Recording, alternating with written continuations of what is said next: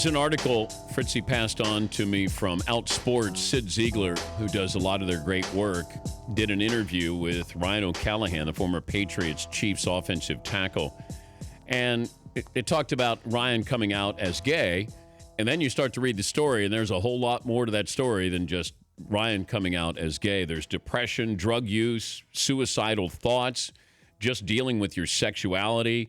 Was football the perfect sport to hide all of that? And Ryan O'Callaghan is kind enough to join us. Ryan, good morning. Thanks for joining us. Good morning. It's an honor to be on your show, sir. Why now? Why now? Well, I've been living as an out gay man now for a few years, just locally, haven't spoken out much, mainly because I didn't feel like I was a good role model yet. You know, I had a long way to come from when I retired. And, you know, I've told other people this, that you don't go 29 years of literally not planning on living, you know, abusing drugs, you know, all the other things I had going on. You don't go from that to normal life, role model, you know, good example overnight. I knew I had to take some time to learn to love myself and, you know, kind of start understanding things a little better. At your darkest, deepest, depressed, where were you?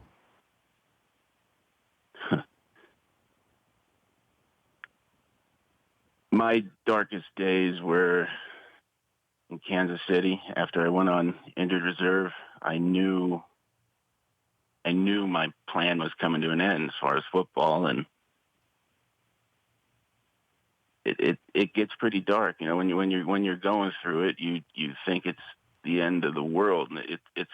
I know that sounds silly to some people, and especially when you come out and when the majority of people's reactions are, you know, so what? You know, why didn't you tell me years ago? And it's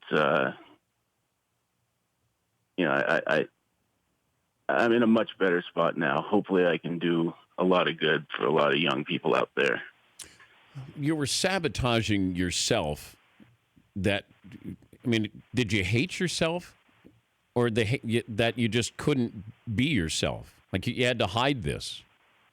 Yeah, I felt I had to hide it. I didn't think anyone would ever truly accept me for who I was, so I never let I never let anyone know who I was. You know, it's. How do you hide it, it's though? All. How do you hide it? Geez, I did a lot of things. I played. I didn't necessarily enjoy football. The only reason I played football was to hide my sexuality. You do a lot of things. I tried to live up to do all the straight stereotypes. I started chewing tobacco, playing football. You know, you try to fit into what you think is how you're supposed to act as a straight man, and it's exhausting. As if playing football is not tough enough. You're playing offensive lineman. You're playing at a high level. You're playing for the wrong reasons, and here you are then you're trying to act like a straight athlete. Like that's a lot of things going on, Ryan. Yeah, it keeps you up at night, but you know, I can promise you I came out of it a much, much stronger person. And, you know, my goal now is to help someone who's in my position so they don't make the same mistakes I did. You know, I did some pretty ridiculous things. I've been told several times you need to write a book and fill in the details. And you know, my goal from here on out is to let people know that, you know, look, we don't all look and act like a stereotype. We're everywhere. You know, I just hope that everyone, you know, pauses before they speak and just, you know, be a little more accepting. But do you think that your teammates would have accepted you if they knew you were gay? Oh gosh. At the time, no. You don't think that. But would they have? I'm not as sure then as I am now. I'm pretty positive now teams would accept a gay player. I mean, there's enough guys in every locker room who truly understand and know that it's not a choice. It's in society as a whole, it's okay. I think there's enough guys that would rally around it. I think even some that would even go out of their way just to make someone feel accepted. Did you have a fake girlfriend? Well, in the article, they talk about this one girl who came in the bar and sat on my lap, and I had a couple of convenient times like that, which were enough to make people assume I was straight. Back when I was in Kansas City or New England, people would ask, I didn't have a girlfriend, but I would just say, yeah, I've got someone back home. Mm-hmm. If you leave it pretty vague, walk away, normally more questions weren't asked. I also saw in the article that you took 50 Vicodin in a day, Ugh. that you were spending $400 a day on drugs. How much was this for painkillers, and how much was this for just your pain, like different pain? Well, I had a lot of injuries. I still have a lot of injuries. Pain meds were introduced to me because of those injuries. So, yes, I did have pain, but I abused the pills so I wouldn't feel like myself. It wasn't only Vicodin. It was OxyContin, and, it was out of control. And, but if it wasn't for abusing the pills, I don't think our trainer at the time would have noticed me acting erratically. I don't know.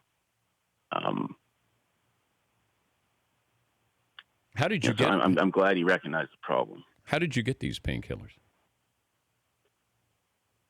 Well, when you get injured, they prescribe them to you. You figure out ways on the street too. There's a lot of ways. So you're self-medicating there because you didn't want to sober up and be who you were. You were trying to live in a different world, an altered state. Well, yeah. When you don't like who you are, you do anything to not feel like yourself. And I think that's where the abuse of the painkillers came in. It was easy. It was at I thought it was pretty easy to hide. Obviously, turns out more people were onto it than I had originally thought. It's amazing that sometimes you're the last to know that everybody else seems to know what's going on. You think you're a good liar or you're a good con artist, and there are a lot of people who, if they care about you, they're able to notice a lot of these things. Michael Sam, the reaction to Michael Sam when he was drafted, did that have any impact on you? No, honestly, no. It didn't. It was encouraging. But football. If you're a good player, you're a good teammate. You're not a big distraction in the locker room. You have a chance to succeed. But it was encouraging seeing Mike get drafted. You didn't take showers with the team? According to the article, it says that you would go get coffee and not shower at the same time your teammates did? Well, I think what he was trying to describe is I would avoid, a full shower, those situations that mainly there was a lot of guilt feeling. Just like I said, you start, when you're going through it, you start building these things up in your head and you blow things out of proportion. And, you think, okay, if I'm in a shower, if I accidentally look here or there, they're going to assume something. So I would try to avoid it. Did I shower? Yeah, I showered, but I tried to avoid, when it was just a lot of people. is a burden lifted? I mean, is there, like, describe the feeling. I hope it's cathartic to talk about this, Ryan. It is, and obviously what I suicide and all that drug abuse isn't something to laugh about. It's a real problem it was a real problem for me. It's a real problem for a lot of people. But I where I'm at now, I honestly feel pretty ridiculous about some of the things I did because of such a positive reaction I've had from people. Yeah. I'm incredibly happy with my life now. I'm thankful, but it takes a while to find that happiness. Well, you should be proud, and the people around you who love you, that they should be proud too. And I hope you feel that way. And I don't know if you could talk to at the rookie symposium, if that would even be something, even just the pain meds and those kind of things. I mean, there's a lot of story. There's a lot to this story, Ryan, and I hope you get the opportunity to share that with a lot of people. Yeah, I plan on that. I've gotten literally thousands of emails, messages, and I've been reading through them, trying to keep up. And I know I've already helped so many people on many different levels. I've had people that weren't football fans, but they were able to relate based off the pain pills or suicide, and I know that there's a lot of good that I can do just by telling my story. And I plan on doing as much as I can, at least doing my part, to help someone that could relate to me. And I hope anyone who's struggling that's listening, feel free to reach out. I put my email, my contact information on that article for a reason. I will at some point read every message. If someone's going to take the time to write me, I'll read it. If it's personal, I'll respond. I really am trying to help. Can you give us that information? If people would like to get in touch with you, are you comfortable doing that here? Yeah, I set up an email actually just for this. It's Ryan T as in Thomas O'Callaghan at yahoo.com. And it's O'_CALLAGHAN. We'll put it on our website as well. But good luck, Ryan. And I know that some of the people around you, Scott Pioli, who I think the world of, was with you in Kansas City. You had some people that were on your side, and probably you didn't know how much they were on your side. But you're finding that out now, and that's great. Yeah, I did. I found out how many people are actually on my side, and I know how lucky I am to actually have these people on my side. There are a lot of people that don't have the support system that I had, and that don't end up on their feet like I did. And I recognize that. I'm grateful, and that's why I'm trying to, reach out, do my part, and be there for someone who didn't have the people in their life like I did. Ryan, thank you. Thank you, sir. Ryan O'Callaghan, former Patriots Chiefs offensive tackle. The Dan Patrick Show, weekday mornings on Audience.